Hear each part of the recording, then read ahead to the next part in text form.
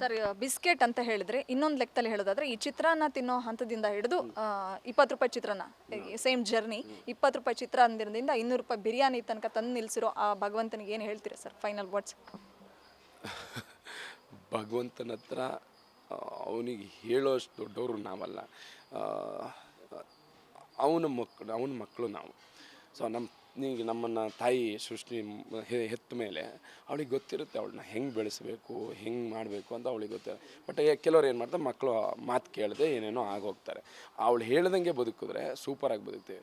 ಇಲ್ಲೂ ಅಷ್ಟೇ, ಭಗವಂತ ನಮ್ಮನ್ನು ಸೃಷ್ಟಿ ಮಾಡಿದ್ದಾನೆ, ನನಗೆ ಅಂತ ಇನ್ನೊಂದು ಇಷ್ಟು ಇಟ್ಟಿದ್ದಾನೆ, ಅದನ್ನು ನಾವು ಕಂಡಿಡ್ಕೊಬೇಕು, ಆ ದಾರಿಲಿ ಹೋಗಬೇಕು.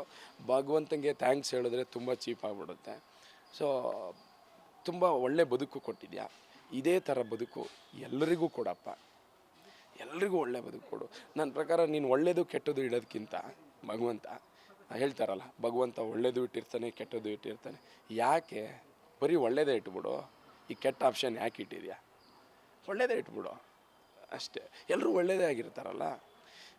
ನೀನು ಬರೀ ಅವನಿಗೆ ಒಳ್ಳೆ ಯೋಚನೆ ಬರೋಂಗೆ ಒಂದು ಮೆಮೊರಿ ಕಾರ್ಡ್ ಹಾಕಿ ಕಳಿಸ್ಬಿಡು.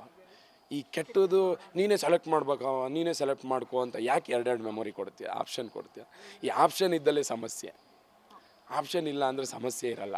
ಅದು ಒಂದೇ ಇರೋದು. ಈಗ ನನಗೆ ಶೂಟಿಂಗ್ ಮಾಡೋದೇ ಆಪ್ಷನು. ಈಗ ನನ್ನ ಹತ್ರ ಸಪ್ರೇಟ್ ಯಾವುದೋ ಬಿಸ್ನೆಸ್ಸು ಅದೆಲ್ಲ ಇದ್ದಿದ್ರೆ, ಇದೆಲ್ಲ ಅಂದರೆ ಬಿಡ ಅದನ್ನು ಮಾಡ್ಕೊತೀನಿ ಅಂತ. ಈಗ ನಂಗೆ ಇದು ಆಪ್ಷನ್.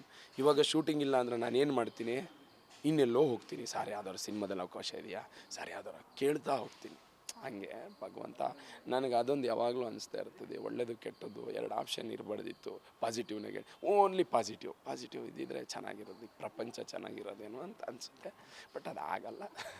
ಸರ್, ಈ ಕ್ಷಣ ಸುದೀಪ್ ಸರ್ ಮಾತನ್ನು ನಾನು ರೀಕಾಲ್ ಮಾಡ್ಕೊಳ್ತೀನಿ. ಯೋಗ್ಯತೆ ಅರ್ಹತೆ ಇದ್ದವ್ರಿಗೆ ಮಾತ್ರ ಕಣ್ಣೀರು ಹಾಕಿ ಎಲ್ರಿಗೂ ಹಾಕೋಕೆ ಹೋಗ್ಬಿಡಿ ಅಂತ ನಿಮಗೆ ಸ್ಟೇಜ್ ಮೇಲೆ ಹೇಳಿದ್ದು. ಬಹುಶಃ ಆ ಮಾತನ್ನು ನೀವೆಷ್ಟು ಸೀರಿಯಸ್ ಆಗಿ ತೊಗೊಂಡಿದ್ದೀರಾ? ಅವತ್ತಿಂದ ಕಣ್ಣೀರು ಹಾಕೋದನ್ನು ನಿಲ್ಲಿಸಿದಾರ ಕಾರ್ತಿಕ್, ಅಥವಾ ಹೇಗೆ ಒಳ್ಳೆಯವ್ರಿಗೋಸ್ಕರ ಮಾತ್ರ ಆಗ್ತಾ ಇದ್ದಾರಾ ಅಂತ?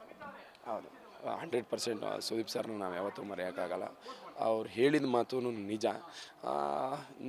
ಆಮೇಲೆ ನಾನು ಈಗ ಕಣ್ಣೀರೇನು ಹಾಕಲ್ಲ. ನಾನು ಇತ್ತಿತ್ಲೆಗೆ ಯಾಕೆ ಕಣ್ಣೀರು ಹಾಕಬೇಕು, ಕಣ್ಣೀರು ಹಾಕೋದ್ರಿಂದ ಏನು ಪ್ರಯೋಜನ? ನಾನು ಕಣ್ಣೀರು ಹಾಕಿದಾಗ ನನ್ನ ಸುತ್ತ ಇರೋರಿಗೂ ನನ್ನ ವೀಕ್ನೆಸ್ ಗೊತ್ತಾಗುತ್ತೆ.